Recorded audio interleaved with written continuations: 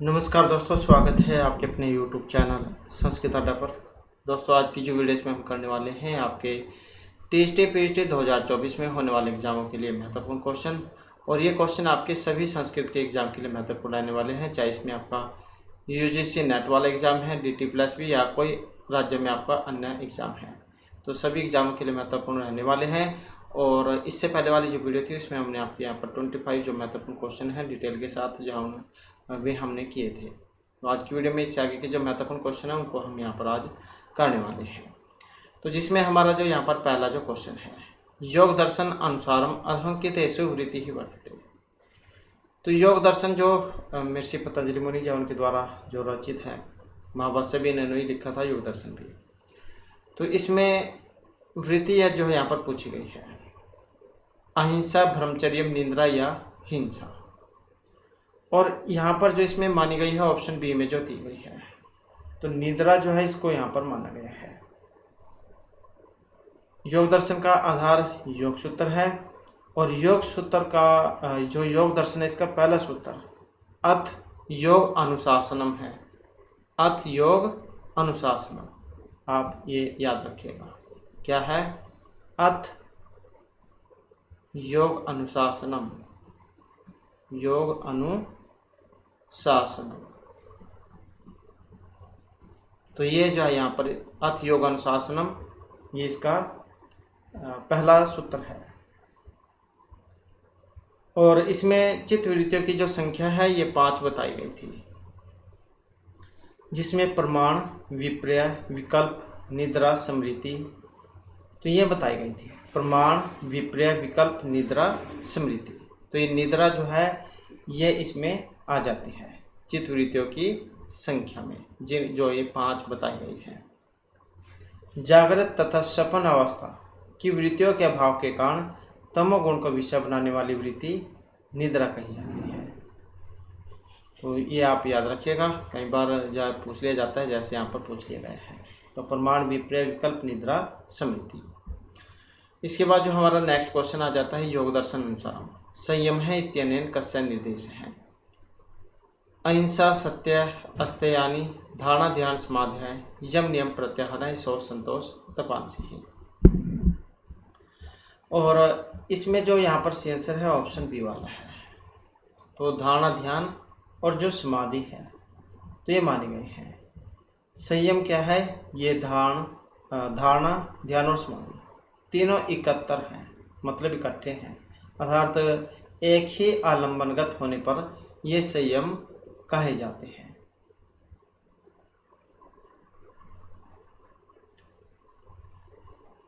इसके बाद है नेक्स्ट हमारा, यथा हिरण्यम सूची धातु मध्य मेरुगिरिना सरसाम समुद्र हैं, एदम वचन कस्मिन काव्य विलसते। और इसका जो संबंध है ये बोध चरित्र जो है इससे है, जो अशोक जैन के द्वारा रचित है, बोध चरित, सौंदर्यानंद और सारिपुत्र प्रकरण। तो ये पंक्ति कहाँ से है?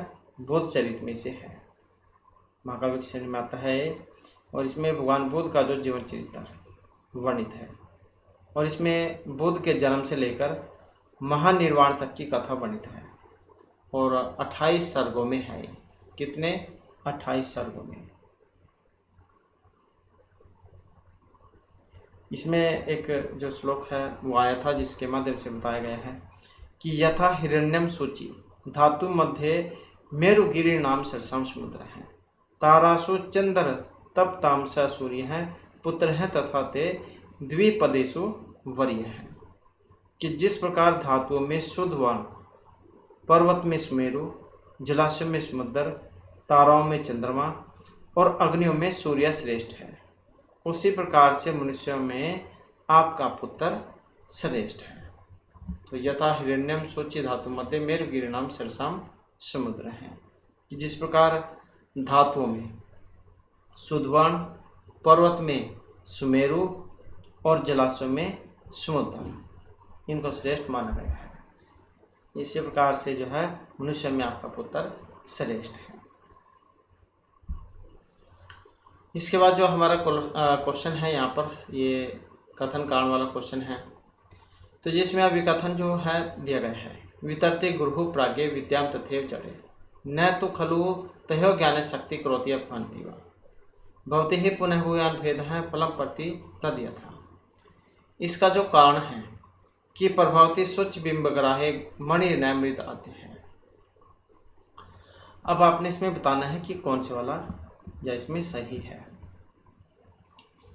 तो यहाँ पर जो इसमें माना गया है ऑप्शन सी को, ए और आर जो है दोनों ही बातें यहाँ पर सही है, क्योंकि जो गुरु जो होता है वो जब क्लास में पढ़ाता है तो सभी बच्चों को समान रूप से शिक्षा देता है, न कि उसमें भेद करके कि यह अमीर का बच्चा है या गरीब का है। तो बच्चे चाहे कैसे भी हैं, काले हैं, गोरे हैं या फिर अमीर है, गरीब है, वो सभी को जो है समान रूप से क्लास में पढ़ाते हैं। अब उसमें से वो सभी के ऊपर है, सभी के जो है ग्रहण करने की क्षमता अलग अलग होती है। कोई क्लास में फर्स्ट आ जाता है, कोई पीछे रह जाता है, लेकिन गुरु जो होता है वो सभी को समान रूप से शिक्षा देता है।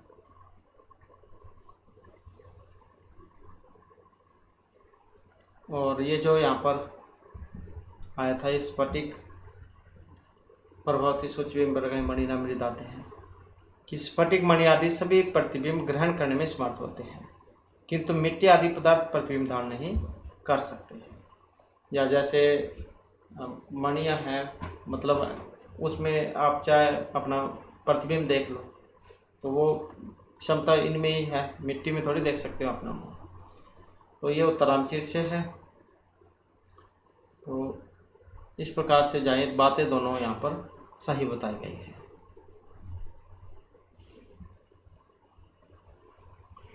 इसके बाद आ जाता है सामवेदस्य भ्रमण ग्रंथों कौस्तः है। तो कोट वाला क्वेश्चन है, 2 आंसर आपने यहाँ पर देने होंगे।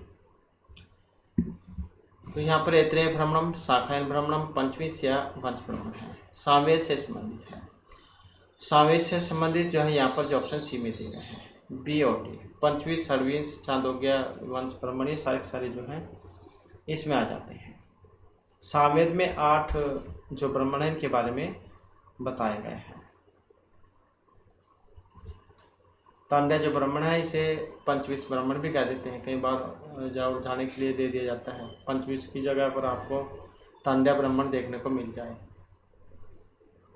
तो आपने पंचविश पढ़ा हो, फिर एग्ज़ाम में अगर तांड्या देख लें तो आप उलझन में पड़ जाए कि ये पता नहीं कौन सा है, हमें तो पढ़ा नहीं। तो ये तांड्या ब्राह्मण जो है इसको कह देते हैं। और इसमें जो है 25 अध्याय हैं। तो अध्याय इसमें 25 है और इसका जो मुख्य प्रतिपाद्य जो विषय है ये सोमयाग है। और तांड्या ब्राह्मण जो है ये सबसे छोटा ब्राह्मण ग्रंथ है, 3 खंड है इसमें, और इसमें ब्रह्मा से सामवेद की परंपरा का आरंभ माना जाता है।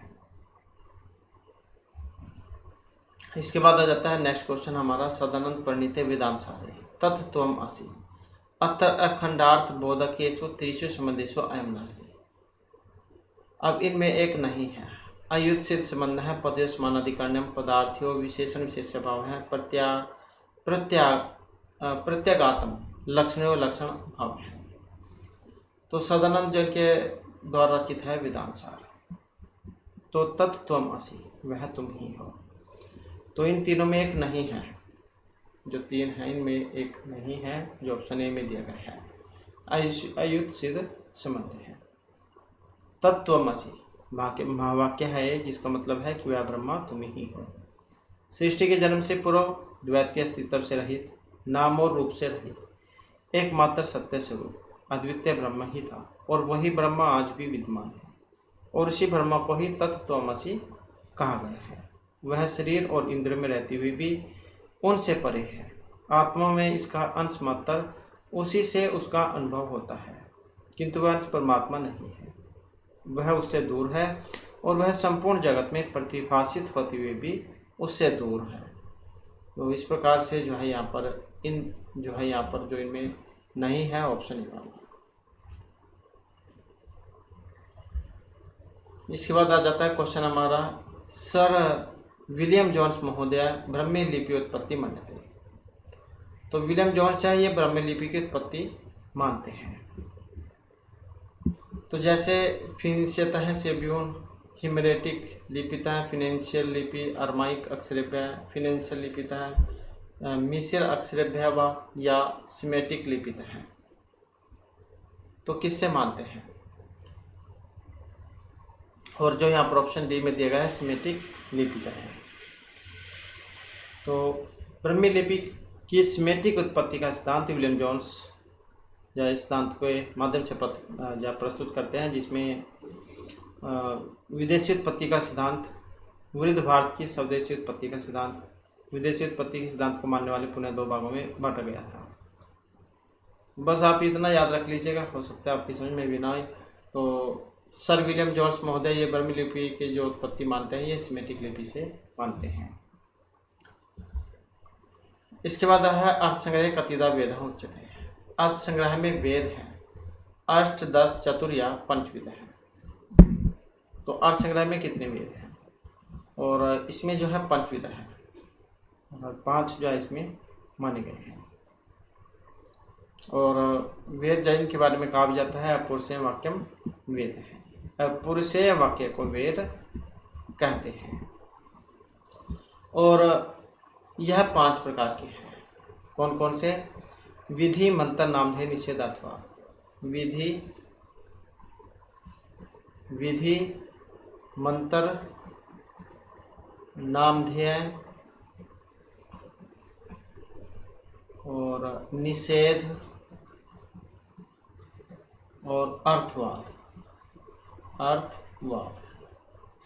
तो इस प्रकार से जो है यहाँ पर 5 ये माने गए हैं। विधि, मंत्र, नामधेय, निषेध, अर्थवाद। नेक्स्ट आ जाता है हर्षचरितम इत्यस्य रचनाकार है वर्तते। हर्षचरित के रचनाकार हैं तो महर्षि बाणभट्ट जो इन्होंने लिखी थी, क्योंकि इनके दरबारी कवि थे, तो इनके जीवन चरित्र के ऊपर उन्होंने लिखी थी, जो 8 उच्छ्वासों में है। किस में है ये? 8 उच्छ्वासों में है। नेक्स्ट आ जाता है क्वेश्चन हमारा अध्वांकितान व्याकरणान कालक्रमेण प्रदर्शित। तो समय के अनुसार इनको बताना है, कालक्रम के अनुसार। कालक्रम के अनुसार इनमें कौन से कैसे कैसे हुए हैं। तो यहाँ पर अगर हम इनमें देखें तो सबसे पहले जो है यहाँ पर जो पाणिनि मुनि हैं ये आ जाते हैं। पाणिनि जो है इनके बाद आ जाते हैं कात्यायन। कात्यायन के बाद आ जाते हैं भर्तृहरि। भर्तृहरि के बाद आ जाते हैं नागेश भट्ट। नागेश के बाद आ जाते हैं कैयट। तो इस प्रकार से इनका समय माना गया है। महर्षि पाणिनि मुनि जो इनका जो समय ये 450 ईस्वी के आसपास माना गया है। ईस्वी पूर्व 450 ईस्वी पूर्व। और जो कात्यायन है, कात्यायन जो है इनका समय माना गया है 350 ईस्वी पूर्व, 350 ईस्वी पूर्व। और जो भर्तृहरि है इनका माना गया है 7वीं ईस्वी के आसपास, 700 ईस्वी पूर्वार्ध, मतलब 7वीं सदी में। नागेश भट्ट जो है इनका जो समय है ये माना गया है 1730 से लेकर 1810 ईस्वी पूर्व में। जो कैयट है, कैयट का जो समय ये 18वीं शताब्दी में माना गया है, ये 18वीं शताब्दी के हैं।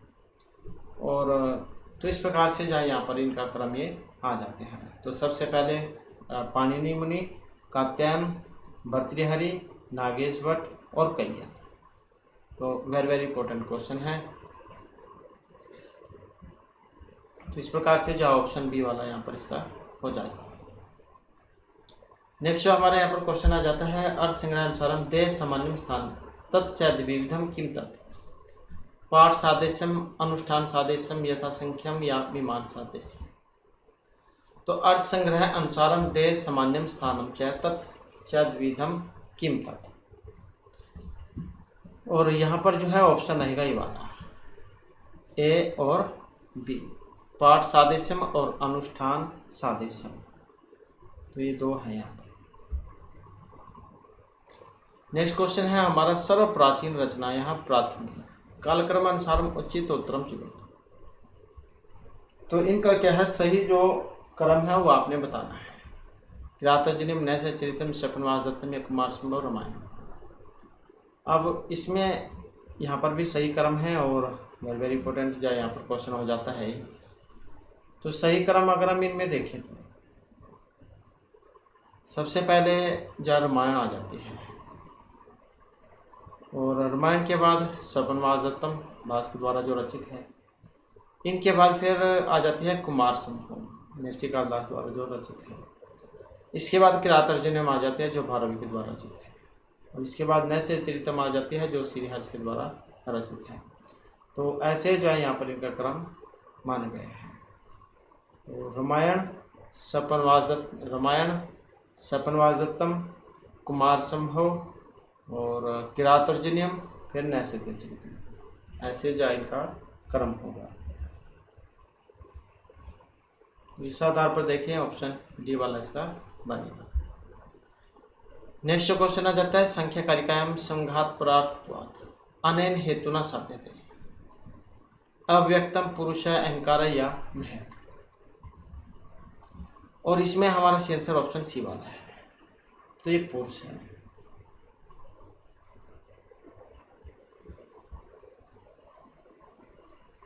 नेक्स्ट आ जाता है तत्पुरुष समासस्य उदाहरण नामादि विभक्ति रूपेण प्रदर्शक। तो तत्पुरुष समास या इसके उदाहरण बताने अपने यहाँ पर कौन कौन से हैं। तो इसके जो है ऑप्शन जो यहाँ पर डी में जो दिए गए हैं, जिसमें सुख प्राप्त है, सुखम प्राप्त है, द्वितीय तत्पुरुष समास का उदाहरण है। द्वितीय का सुख प्राप्त है, सुखेन प्राप्त है, सुखम प्राप्त है द्वितीय में। और फिर है धान्य अर्थ है, धान्यन अर्थ है, तृतीय तत्पुरुष समास, तृतीय तत्पुरुष समास। इसके बाद फिर युग दारू आ जाता है चतुर्थी में, चतुर्थी तत्पुरुष समास। युग दारू युपाय दारू, युपज्ञ दारू, चतुर्थी तत्पुरुष समास। और चतुर्थी के बाद फिर पंचमी आ जाती है चौर्भ्यम चौराध्यायम, ये पंचमी में है, चौर्भ्यम चौराध्यायम पंचमी तत्पुरुष समास। इसके बाद फिर षष्ठी का आ जाता है, षष्ठी में आ जाता है राजपुरुष है, राज्यपुरुष है, राजंगस पुरुषु, षष्ठी तत्पुरुष समास। तो ऐसे जो इनका क्रम है, तो द्वितीय, तृतीय, चतुर्थी, पंचमी, षष्ठी। नेक्स्ट क्वेश्चन जो आ जाता है यहाँ पर ग्रीम जो नियमन के अनुसार अगर ग द ब दिए गए हों घोष अलप्राण, तो इनका परिवर्तन कैसे होगा। वेरी वेरी इंपॉर्टेंट है यहाँ पर ये वाला क्वेश्चन। तो ग द ब का परिवर्तन कैसे होगा, और इनका जो परिवर्तन है जो ऑप्शन बी में है।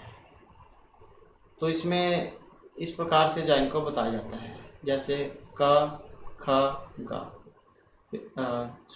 क यहाँ पर त कर ले और ये पा कर ले, तो क को ख में परिवर्तन हो जाएगा, ता को थ में, पा को फ में। फिर इसका जो अगला वर्ण है वो आ जाएगा क ख ग त थ द प फ ब। फिर इसका ऐसे परिवर्तन हो जाएगा, ऐसे जो ये क्रम है। तो इस प्रकार से जो चेंज होता है, पहले वाला दूसरे में, पहले वाला दूसरे में, दूसरा तीसरे में, तीसरे वाला पहले में, ऐसे जो इनका परिवर्तन हो जाता है।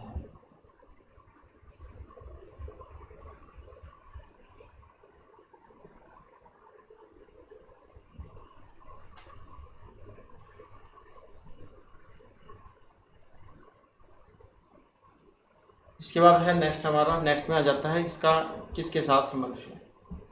तो जैसे यहाँ पर तालिका एक दी गई है, ये दो है, तो इनका जो आपस में मिलान करना है, और जिसका भी पहले पता हो उसी का जो आप यहाँ पर मिलान करके इसमें देख सकते हैं। तो जैसे यहाँ पर दिया गया है सबसे पहले आगम ग्रंथ। आगम ग्रंथ जो इनका संबंध जैन दर्शनों से है, जैन दर्शन से। अब एक का दो में देख लो कौन सा है, एक का दो में ये वाला है, इसका मतलब यही आंसर हमारा बनेगा। त्रिपिटक साहित्यम, त्रिपिटक किस में है, बोधों में आते हैं त्रिपिटक। जिसका भी एक पता हो उसी का पहले आप मिलान करके इसमें देख लें।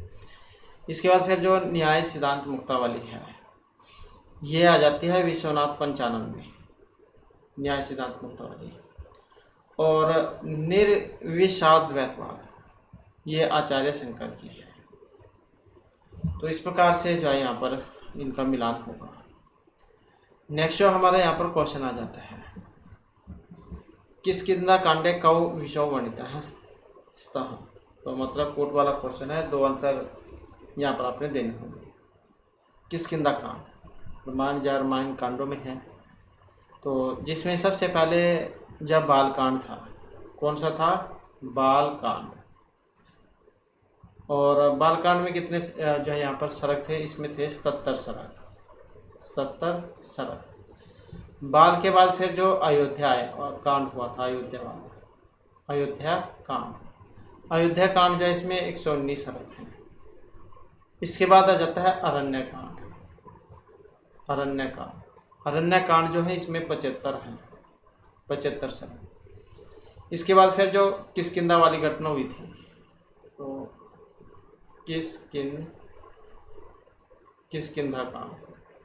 किष्किंधा कांड जो है इसमें 67 सरक हैं। और उसके बाद फिर सुंदरकांड हुआ था, जिसमें बाग जाड़ा गया था रावण का, सुंदरकांड। तो सुंदरकांड में जो है इसमें 68 हैं, 68 सरक। इसके बाद फिर आ जाता है युद्ध कांड जो है इसमें 128 सरक है। और इसके बाद उत्तर बाद की जो घटना युद्ध के बाद थी, उत्तरकांड में है 111 सरक। तो ऐसे जो है यहाँ पर ये 7 कांडों में है और इतने इतने यहाँ पर इसमें सरक है। महर्षि जो ये वाल्मीकि इनके द्वारा रचित है, इनको आदि कवि कहा गया है। और इन्होंने जो रामायण लिखी थी उसको आदि कहा गया है। 24,000 जो यहाँ पर इसमें श्लोक है और करुण जो यहाँ पर इसमें रस है। तो इतना आप याद रखिएगा। अब यहाँ पर किष्किंधा कांड के 2 यहाँ पर विषय हैं। कौन कौन से हैं? जो ऑप्शन सी में है, जिसमें बी भी आ जाएगा सीतान्वेषणम और डी जाइए भी आ जाएगा संपातिका। तो दोनों का संबंध है किष्किंधा कांड से। आपने रामायण पढ़ी होगी तो उसमें भी आप नज़र मार कर देख सकते हैं कि कौन सा कांड, कौन सी घटना कब हुई थी, क्या क्या हुआ था कौन से कांड में। नेक्स्ट हमारा क्वेश्चन आ जाता है, संख्या कारिकायाम द्विविधा सर्ग, भौतिकौ और बौद्धिक एतत् नाम आख्यो वर्तते। तो यहाँ पर भी कोट वाला ही जो क्वेश्चन है और यहाँ पर जो इसमें माना गया ऑप्शन सी को, तो बी और डी जो यहाँ पर इसमें माने गए हैं।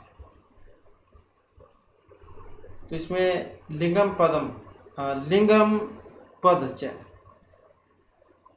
अर्थात लिंग पद से यहाँ तन्मात्र परिणाम और भाव से बुद्धि परिणाम यह विलक्षित है। तो जो ये डी में है लिंगाख्य और भावाख्य है।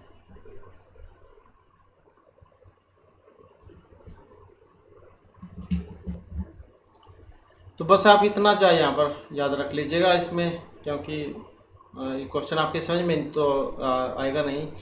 तो संख्या कारिका में जो द्विविधा सर्ग की बात हुई है, भौतिक और बौद्धिक, तो ये लिंगाख्य और भावाख्य इनको माना गया है। इसके बाद जो नेक्स्ट क्वेश्चन है हमारा, यजेन यजम्यन्त देवः इति मंत्रा से यजम इति पदस्य भाष्यकार शरण अनुसारम अर्थास्ति। तो इनके अनुसार इसका अर्थ प्रजापतिम सद्वत्तम स्रोत यजम या हवि यजम। तो इसका अर्थ यहाँ पर क्या लिया गया है, और जो यहाँ पर ऑप्शन ए में दिया गया है तो ये प्रजापति से है। येन यजमयंत सचंत्यत्तर पूर्वे साध्या सन्ति देवः तानि धर्माणि प्रतमानि आसन् तेह नाकम महिमान सचंत्यत्तर पूर्व साध्या सती देवः। इस प्रकार का ये श्लोक आता है। तो इसका अर्थ यहाँ पर प्रजापति से लिया गया है। नेक्स्ट आ जाता है क्वेश्चन हमारा यहाँ पर, सूची 1 को 2 के साथ मिलान करना। अहम राष्ट्रीय संघ मणि वस्तु नाम चिकित्सु प्रथमा यज्ञानाम अत्र मंत्रांस्य आगतानाम पदार्थानाम अर्थ सायण अनुसार अनुसृत्य मिलते। अहम का मतलब राष्ट्रीय संघ मणि, प्रथमा का मतलब यहाँ पर क्या है। तो ऐसे जो यहाँ पर मिलान करना है। और जैसे मंत्र है, मंत्र का अर्थ ही कह सकते हैं एक तरीके से यहाँ पर ये पूछ लिएगा इनका। तो अहम जो है, अहम का मतलब यहाँ पर अम्बरिणी जो देवी है वाक सूक्त से है, तो उसमें अहम का मतलब यहाँ पर वाक से लिया गया था, अम्बरिणी वाक से। और राष्ट्रीय का मतलब यहाँ पर ईश्वरी से है। संगमनी का मतलब यहाँ पर प्रापित्री से है और प्रथमा का मतलब मुख्या से है। तो इस प्रकार से इनका अर्थ है। अहम का मतलब आम्भृणी वाक से है, राष्ट्रीय का मतलब ईश्वरी से है, संगमनी का मतलब प्रापित्री से है और प्रथमा का मतलब जो है यहाँ पर मुख्य से लिया गया है। तो इस प्रकार से जो है यहाँ पर इनका ये मिलान होगा।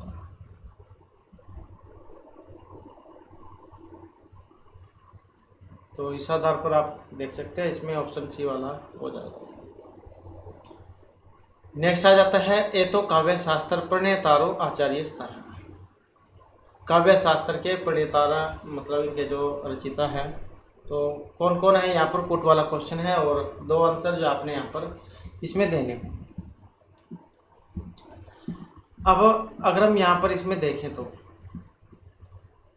इसमें जो सी आंसर है ऑप्शन सी को यहाँ पर माना गया है। तो जिसमें बी भामह और सी क्षेमेंद्र ये आ जाते हैं। भामा जो है ये प्रसिद्ध आचार्य हैं ये भी, और इनका जो समय ये 300 ईस्वी पूर्व से 600 ईस्वी जो पूर्व के मध्य में माना गया है।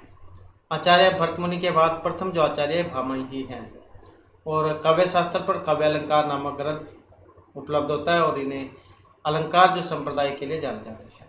शब्दार्थों सहित काव्य ये इनका काव्य लक्षण है।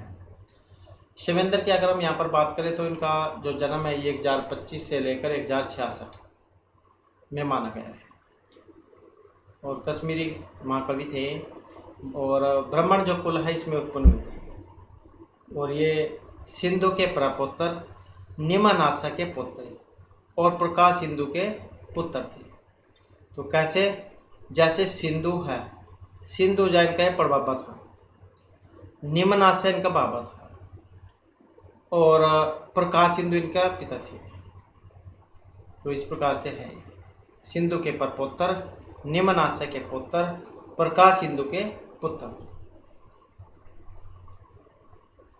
और इन्होंने प्रसिद्ध आलोचक और तंत्र शास्त्र की मर्मज्ञ विद्वान अभिनव गुप्त से साहित्य शास्त्र का अध्ययन किया था।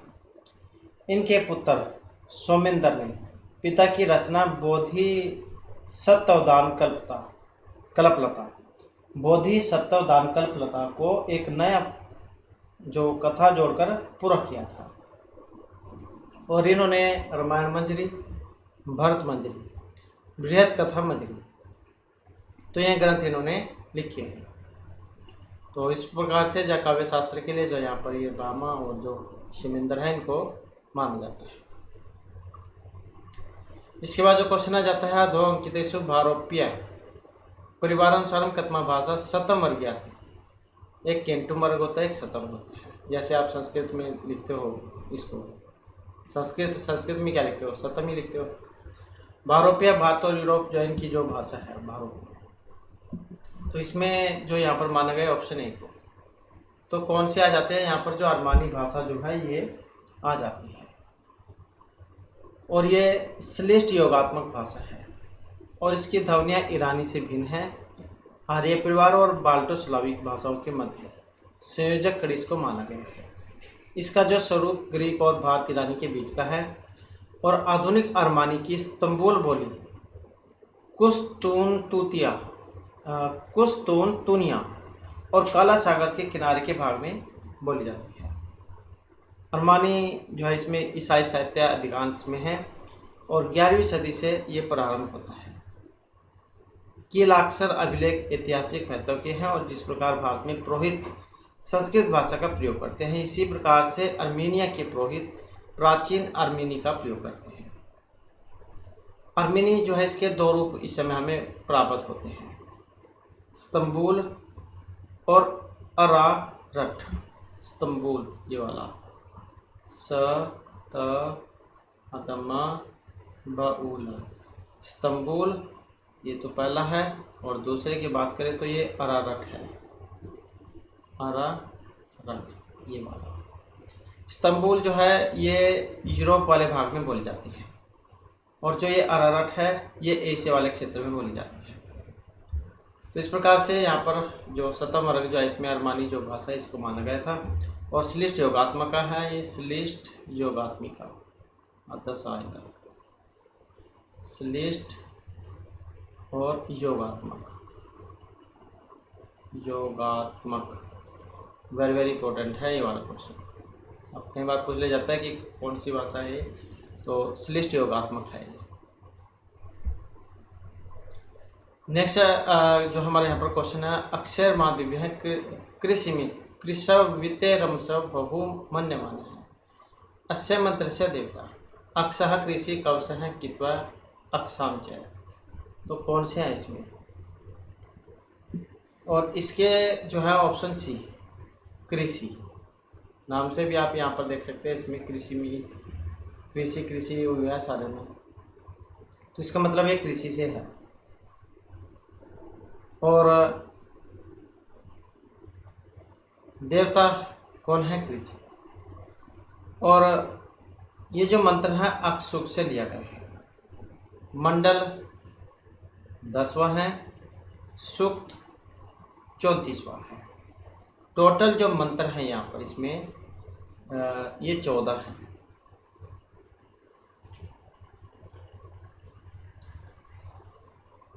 और छंद जगती छंद है इसमें।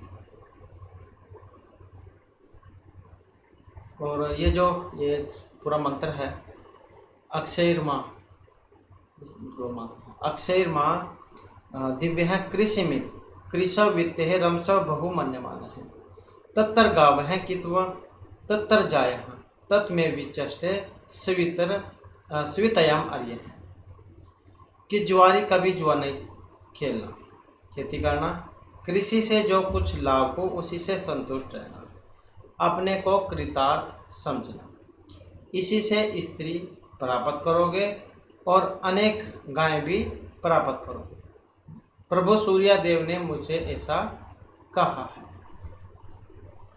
तो इस प्रकार से है अक्षुक में से जो देवता की बात हुई थी तो कृषि है यहाँ पर।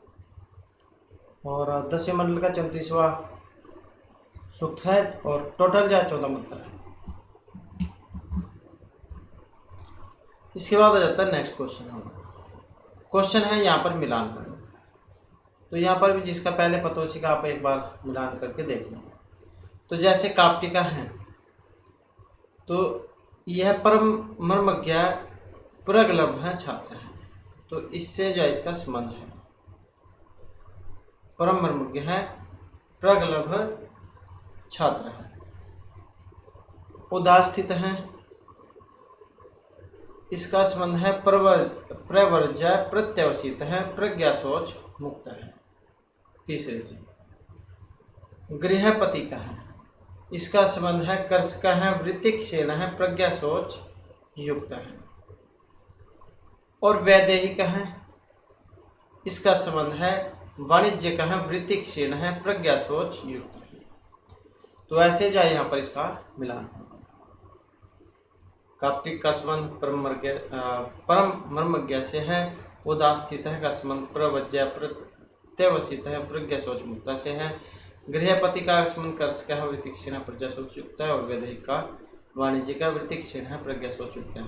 तो ऐसे इनका मिलान होगा और फिर इसमें आप देख सकते हैं कौन से वाला बनेगा, इसका ऑप्शन डी होगा। नेक्स्ट जो हमारा यहाँ पर क्वेश्चन आ जाता है, कौटिल्य शास्त्रानुसार के राजानाम उत्तिष्ठानाम अनुत्तिष्ठन्ति पौर्जनः शत्रुः वृत्त्या या शिष्य है। और इसमें अगर हम देखें तो यहाँ पर ऑप्शन आएगा बी वाला, तो ये भृत्या आएगा। भृत्या दुर्ग तथा जनपद इनकी शक्ति के अनुसार भृत्या रखे जाएंगे और इनकी भृत्ति में राजकीय आय का 1/4 खर्च किया जाए। भृत्ति इतनी होनी चाहिए कि भृत्या कार्य करने में समर्थ हो सके और उनके शरीर को हानि न पहुँचे। धर्म और अर्थ की अवहेलना किसी भी काम में न करे और राजा के द्वारा कर्मचारियों पर वार्षिक धन विवरण जो दिया जाता है, जिसमें जैसे ये ऋत्विक हैं, आचार्य हो गए, मंत्री हो गए, ये पुरोहित, सेनापति, युवराज, राजमाता, राजमहिषी, तो इनको जो पैसे दिए जाते थे ये थे 4800 पर्ण वार्षिक, 4800 पर्ण वार्षिक, एक साल की। जैसे आज के समय में क्या देते हैं कि सैलरी देते हैं, तो इसी प्रकार जो नौकर चाकर होते थे उस समय। द्वारिक हो गए, अंतर्वेशिक, प्रशस्ता, समाहर्ता और सन्निधाता, इनके थे 2400 पर्ण एक साल की। कुमार, कुमार माता, नायक, पौर, व्यवहारिक, कामांतिक, मंत्री परिषद और राष्ट्रांतपाल, इनके थे 1200 रुपये पर्ण, जो भी था ये पर्ण। और श्रेणी, मुख्य, हस्ती मुख्य, अस्त मुख्य, रथ मुख्य, मतलब जो ये घोड़े वगैरह रखे थे, घोड़े वाले या हाथी वाले, तो इनके थे 8000 रुपये, 8000 पर्ण एक साल वार्षिक। तो इस प्रकार से इनको जो राशि जो दी जाती थी, तो सबसे ज़्यादा जो है यहाँ पर देख सकते हैं आप, इनके 8000 थे। और फिर उसके बाद 1200, 2400, 4800, सबसे ज़्यादा देख सकते हैं आप यहाँ पर, ये 8000 इनकी थे। इसके बाद फिर नेक्स्ट आ जाता है ब्राह्मण ग्रंथेषु वर्णनम न उपलभ्यते आत्मनः पुनर्जन्म त्रयनामलोकनाम या परमाणु अस्त्रस्य। तो ब्राह्मण ग्रंथ में वर्णन नहीं हुआ है किसका, तो ये जो ऑप्शन डी में है, तो इनका उल्लेख नहीं हुआ है। जबकि जो आत्मा तीनों लोकों का पुनर्जन्म का वर्णन हुआ है। ब्राह्मण ग्रंथ की बात करें तो इसमें ऋग्वेदीय ब्राह्मण और यजुर्वेदीय ब्राह्मण, सामवेदीय, अथर्ववेदीय ब्राह्मण, तो ऐसे हैं चार जैसे वेद हैं, तो चारों में ब्राह्मण भी हैं। ऋग्वेदीय जो ब्राह्मण है इसमें ऐत्रेय, कौशिक की ब्राह्मण आ जाते हैं। यजुर्वेद वाले जो हैं, क्योंकि इसे शुक्ल कृष्ण में बांटा गया था, तो शुक्ल यजुर्वेद में केवल एक ही ब्राह्मण शतपथ ब्राह्मण है। कृष्ण यजुर्वेद इसमें 2 हैं, तैत्तिरीय, मैत्रायणी। सामवेद जो इसमें 8 हैं, तो तांडविंश ब्राह्मण, षड्विंश, संविधान, आर्षेय, दैवत, उपनिषद, साहित्य उपनिषद और वंश, तो ऐसे हैं। और अथर्ववेदीय इसमें एक अकेला ही है, गोपथ ब्राह्मण। तो ऐसे जाए यहाँ पर इनको माना गया ब्राह्मण ग्रंथों को। इसके बाद है जाबाले न अस्तिक मतस्य रामायण खंडनमिति विषय रामायण से कस्मिन् कांडे वर्णितास्ति। तो ये कौन से जाए यहाँ पर कांड में है इनका वर्णन, और इसमें जो ऑप्शन ए में दिया गया है, किसमें, अयोध्या कांड में। तो जाबालिक इनका नास्तिक मत एवं राम का खंडन, तो ये आपको अयोध्या कांड में देखने को मिलेगा। 7 कांड है, जैसे कि हमने पहले वाले क्वेश्चन में भी बात की थी। तो बालकांड में 77 सर्ग, अयोध्या में 119, अरण्य में 75, और किष्किंधा में 67, सुंदर में 68, युद्ध में 128 और उत्तरकांड में 111। तो ऐसे है ये। और अनुष्टुप छंद है इसमें, जो एग्जाम में कई बार देखने को मिला है। करुण राशि है इसमें, 24,000 श्लोक हैं। और वाल्मीकि, महर्षि वाल्मीकि जब उन्होंने लिखी थी तो उनको आदिकवि और रामायण को आदिकवि कहा जाता है। तो इस प्रकार से जो हमारी यहाँ पर आज की क्लास बड़े महत्वपूर्ण क्वेश्चन थे। नेक्स्ट वीडियो होगी, इसमें आपके लिए नए जो महत्वपूर्ण क्वेश्चन हम लेकर आएंगे। और हमारे साथ अंत बनाने के लिए धन्यवाद।